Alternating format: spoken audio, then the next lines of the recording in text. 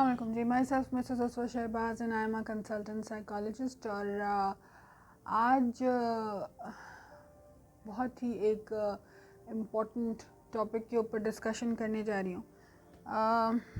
बहुत सारी रिक्वेस्ट आती है कुछ टॉपिक्स की बहुत बार, और बहुत बार लोग चाहते हैं कि बीइंग साइकोलॉजिस्ट हम इस तरह के टॉपिक्स के ऊपर डिस्कशन करें जो कि फेस कर रहे होते हैं लोग, लेकिन उनको डिस्कस करने से डरते हैं। उनमें दो टॉपिक्स हैं, एक तो सेक्सुअल डिसऑर्डर्स हैं और दूसरा जो बहुत मेजर इशू है वो डिवोर्स है या आफ्टर डिवोर्स का सिचुएशन है। आज बात करेंगे आफ्टर डिवोर्स के जो स्ट्रेसर्स हैं, जो सोशल प्रेशर्स हैं और जो चीज़ें एक डिवोर्सी खातून को, लड़की को, बच्ची को सफ़र करनी पड़ती हैं।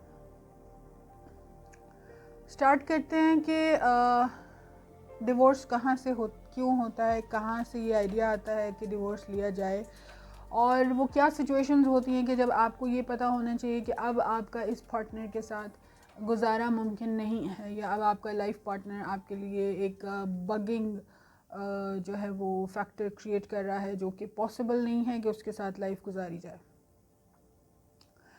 सबसे पहले कुछ चीज़ों को मैं बता देना चाहती हूँ कि डिवोर्स एक बहुत सीरियस इशू है। हमारी सोसाइटी में बहुत बढ़ता हुआ एक टॉपिक है। हमारे पास अगर दिन में 10 पेशेंट्स आते हैं तो उसमें जो 2 हैं या 3 हैं वो डिवोर्स केसेस होते हैं या आफ्टर डिवोर्स के स्ट्रेसेस होते हैं। तो मुझे लगा कि इस टॉपिक के ऊपर आज बात करनी चाहिए। सबसे पहले बात करते हैं कि डिवोर्स के फैक्टर्स क्या हैं, या क्या कब आपको ये पता चल जाता है कि ये पार्टनर मेरे लिए जो है वो कंपैटिबल नहीं है, कैपेबिलिटीज़ इसमें नहीं है कि मुझे हैंडल कर सके, तो अब मुझे सेपरेट हो जाना चाहिए। पहले तो ये कि डिवोर्स एक बहुत सीरियस इशू है, बहुत एक टफ़ डिसीजन होता है किसी भी मेल या फीमेल के लिए।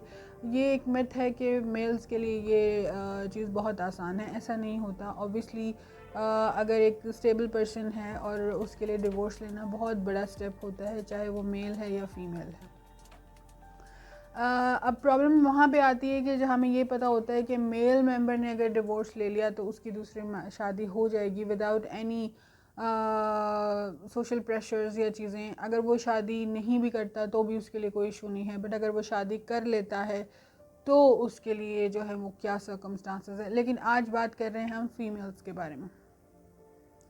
फ़ीमेल्स के लिए क्योंकि शादी से पहले भी सोशल प्रेशर होता है कि जिसकी उम्र बढ़ रही है शादी कर दो, एंड फिर बाद में जो है वो इनफर्टिलिटी के इश्यूज़ आ जाएंगे और इस तरह की बहुत सारी, मतलब बहुत तरह के, हर तरह के सोशल प्रेशर से एक फ़ीमेल जो है वो बिफ़ोर मैरिज गुजरती है। लेकिन अगर कोई डिवोर्स ले लेती है, पहली बात ये कि डिवोर्स लेने वाली ख़वातीन बहुत स्ट्रॉन्ग ख़वातीन होती हैं। आप बिल्कुल अपने आप को ये मत समझें कि आप जो हैं वो वीक हैं या आप कंपैटिबल नहीं हैं। अगर आपने राइट डिसीजन करते हुए जो है वो डिवोर्स लिया है, इन दैट सेंस के आपका किसी शख्स के साथ रहना बिल्कुल एक टॉर्चर बन गया था और आपकी डे टू डे लाइफ जो है वो सफ़र कर रही है, तो इस बेटर है कि आप पूरी लाइफ उस सफरिंग से गुजरने से बेटर है, या उस डिप्रेशन या उस ट्रॉमा से गुजरने से बेटर है कि आप जो हैं वो सेपरेट हो जाएं, डिवोर्स ले लें।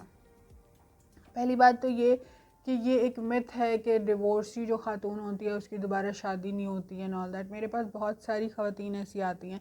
आज की वीडियो बनाने का मकसद भी यही है कि खातून मेरे पास अभी से कुछ 1 घंटा पहले आई थी और उन्होंने कहा वो सीवियर क्रॉनिक डिप्रेशन में थी, और उसका रीज़न ये था कि उनके अपने ही घर वाले जो हैं वो उनको जो है वो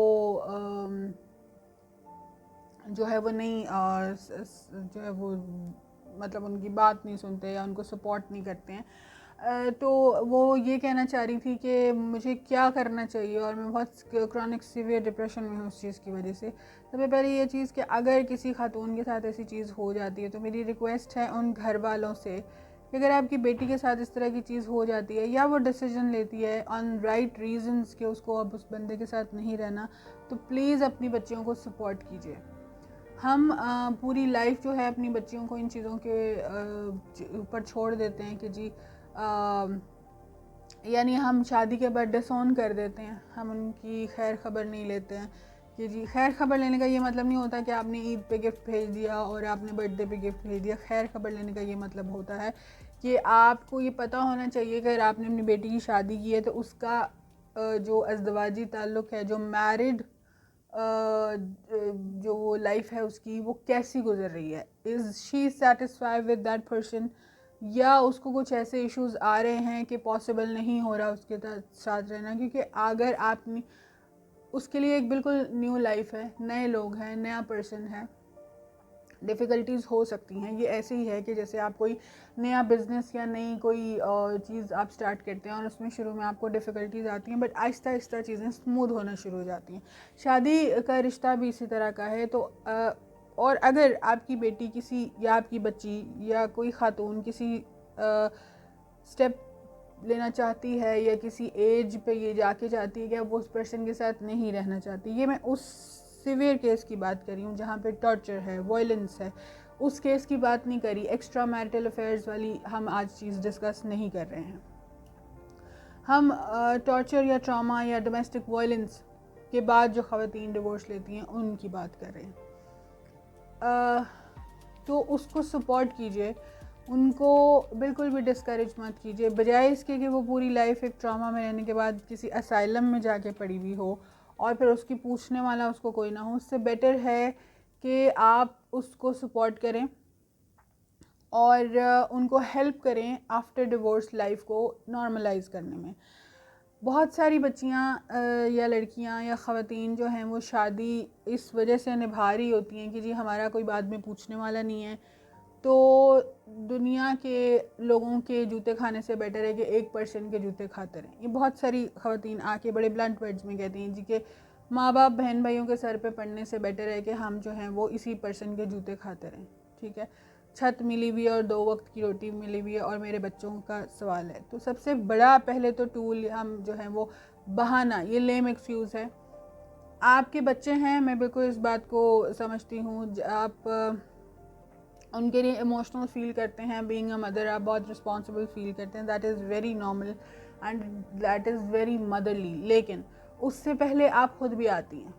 ठीक है, तो अगर आप अपने लिए कोई डिसीजन लेती हैं या आपकी बच्ची अपने लिए कोई डिसीजन लेती है तो प्लीज़ उनको सपोर्ट कीजिए। क्योंकि बहुत सारी ख़वातीन बच्चियां सिर्फ इस डर से पूरी लाइफ एक टॉर्चर में गुजार देती हैं कि उनको बाद में कोई पूछने वाला नहीं है, या वो क्या करेंगी, वो किसके साथ रहेंगी, या माशरा लोग क्या कहेंगे। देखिए, सबसे पहली बात यह कि साइकोलॉजिकल ट्रॉमा, जहनी नफ्सियाती बीमार होने से बेटर है कि आप अपने आप को इतना कैपेबल कर लें कि अगर आपको इस तरह का डिसीजन लाइफ में लेती हैं तो आप उन लोगों को आंसर बैक करना जानती हों।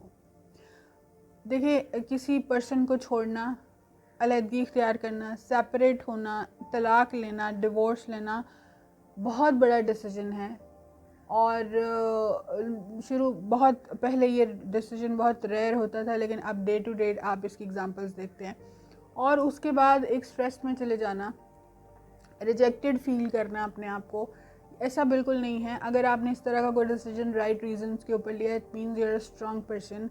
तो आपको अपने अंदर वो स्ट्रेंथ कायम रखने की ज़रूरत होती है। अगर आप इस बात को अपनी स्ट्रेंथ बनाइए कि आपने अपने आप को सारी लाइफ के ट्रॉमा से बचाया, आपने अपने आप को सारी लाइफ के साइकोलॉजिकल स्ट्रेस से बचाया, किसी जहनी नफ्सियाती बीमारी से अपने आप को बचाया है। एक जहनी नफ्सियाती बीमार आदमी जो आपके ऊपर डोमेस्टिक वायलेंस कर रहा है, जो आपको डे टू डे परेशान कर रहा है, जिसने आपकी लाइफ हेल बना के रखी है, उसके साथ रहने से बेटर है कि आप अकेले लाइफ गुजार लें। और मैं नॉर्मली अपनी जितनी भी मेरी फ़ीमेल पेशेंट्स हैं उनको हमेशा ये जो है सजेशन देती हूँ या उनको हमेशा ये एडवाइस देती हूँ कि आपको अपने पाँव पे खड़ा होना बहुत ज़रूरी है। इससे बिल्कुल इस बात का ताल्लुक़ नहीं है कि आप महीने का 1.5 करोड़ कमाती हैं या 1.5 रुपया कमाती हैं। Earn your self, be on your own strength, क्योंकि ये बहुत ज़रूरी है। आजकल कोई ऐसा ज़माना नहीं है कि आप जो हैं किसी का वेट करें कि उसको पे मिलेगी, मेरे हस्बैंड को पे मिलेगी तो वो मुझे पैसे देगा तो फिर मैं शॉपिंग करूँगी या फिर मैं अपनी जो है ना वो बहुत बुनियादी ज़रूरियात पूरी करूँगी। ये बहुत ज़रूरी बात है, आपको ये बात पता होनी चाहिए कि बीइंग अ फीमेल, अगर आप किसी भी मेल मेंबर से ज़्यादा स्ट्रेंथन हैं, अल्लाह मियाँ ने आपको इतना स्ट्रांग बनाया है। ना तो हमारे माशरे में लोगों को ख़वातीन को अपने राइट्स के बारे में पता है, और ना ही उनको ये पता है कि आफ्टर डिवोर्स अगर खुदा ना खास्ता किसी के साथ ऐसी चीज़ हो जाती है या किसी को ऐसा बेटर डिसीजन लेना पड़ता है लाइफ में, तो उसके बाद अपने आप को कैसे हैंडल करना है। मैंने बहुत सारी ख़वातीन ऐसी देखी हैं जो असाइलम्स में पड़ी हुई हैं, जो रिहेबिलिटेशन सेंटर्स में पड़ी हुई हैं, कि उनको डिवोर्स लेने के बाद भी वो ट्रॉमा नहीं जाता कि मेरे साथ ऐसा हुआ क्यों। तो अपने आप को बेचारा समझने की ज़रूरत नहीं है, अपने आप को डीमोटिवेट मत कीजिए, अपने आप को स्ट्रांग समझिए कि आपने लाइफ में इतना जो है वो पावरफुल डिसीजन लिया है। क्योंकि मैंने बहुत सारी ऐसी ख़वातीन देखी हैं जो सिर्फ बच्चों के लिए अपनी पूरी लाइफ जो है वो मार भी खाती हैं, डोमेस्टिक वायलेंस भी बर्दाश्त करती हैं, और वो ऐसी ख़वातीन हैं जो बहुत अच्छी पोस्ट के ऊपर हैं, जो बहुत अच्छा कमाती हैं, लेकिन उनका हस्बैंड जो है वो एक बीस्ट है, और उनको जो है वो लोग क्या कहेंगे इस वजह से वो सारी लाइफ जो है ट्रॉमा में रहती हैं। तो ये वीडियो उन लोगों के लिए थी, उन ख़वातीन के लिए थी जो बार बार ये सवाल करती हैं कि जी डिवोर्स के बाद जो ट्रॉमा हो जाता है, जो परेशानी हो जाती है, उसको डील कैसे करें। सबसे पहले एक्सेप्ट कीजिए इस डिसीजन को कि आपने अगर डिवोर्स लिया है ऑन राइट रीजंस, तो इसका मतलब है कि आप इससे ज़्यादा बेटर डिज़र्व करती हैं।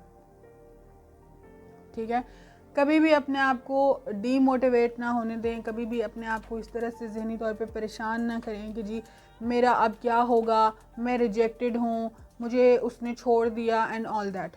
ये बात जहन में रखें कि अगर आपने डिवोर्स खुद लिया है, इट मीन्स कि आपने किसी ऐसे पर्सन के साथ रहने के लिए इनकार किया है जो आपको ज़हनी परेशानी दे रहा है, जो आपको डोमेस्टिक वायलेंस आपके ऊपर कर रहा है। Nobody have the right to make domestic violence on a women, on a person.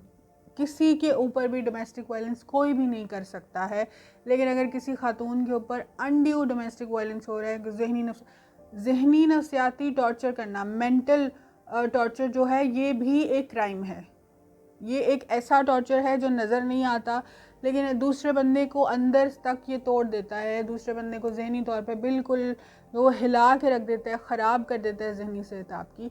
तो उसके लिए अगर आप ऐसा डिसीजन लेती हैं कि आपने उस बंदे को छोड़ दिया, डिवोर्स ले ली, खुला ले ली, या आप सेपरेटेड हैं, दैट इज़ वेरी नॉर्मल। इसको कोई दुनिया का हवा समझने की ज़रूरत नहीं है। ठीक है, इसको बहुत नॉर्मल लेने की ज़रूरत है और अपने आप को स्ट्रेंथन करने की ज़रूरत है कि ठीक है, एक बंदे के साथ हम रह सकती थी, आपने उसको रिजेक्ट कर दिया, and now you deserve better than that, तो आपको अल्लाह मियाँ उससे बेटर दे देंगे। तो आई होप कि मैंने इस चीज़ को आंसर कर दिया होगा। एंड जिन लोगों का और इससे रिलेटेड कोई सवाल है तो कमेंट बॉक्स के अंदर वो जो है क्वेश्चन अपना ड्रॉप कर सकते हैं, और उसको डेफिनेटली मैं ट्राई करूँगी कि उसके ऊपर एक और वीडियो बना के आपको फर्दर क्वेश्चंस को भी आंसर कर दूँ। अगर आपको मुझसे अपॉइंटमेंट बुक करनी है तो साइकोलॉजिस्ट एडवाइस मेरा पेज है फेसबुक के ऊपर, वहाँ जाके ऑफिशियली बुक कर सकते हैं। इंस्टाग्राम पे साइकोलॉजिस्ट एडवाइस के नाम से पेज है, वहाँ जाके बुक कर सकते हैं। टिकटॉक के ऊपर साइकोलॉजिस्ट एडवाइस के नाम से पेज है, वहाँ जाके बुक कर सकते हैं। There are lots of means to reach me, और यहाँ भी अगर अपॉइंटमेंट बुक करना है तो यहाँ भी आप अपना जो है वो नेम ड्रॉप कर सकते हैं और अपना नंबर ड्रॉप कर सकते हैं। मेरे जो भी असिस्टेंट हैं वो आपको रीच कर लेंगे। Thank you very much for watching this video. I hope आपने इसको अंडरस्टैंड किया होगा। आई होप आपको बहुत सारी बातें समझ आई होंगी। Thank you.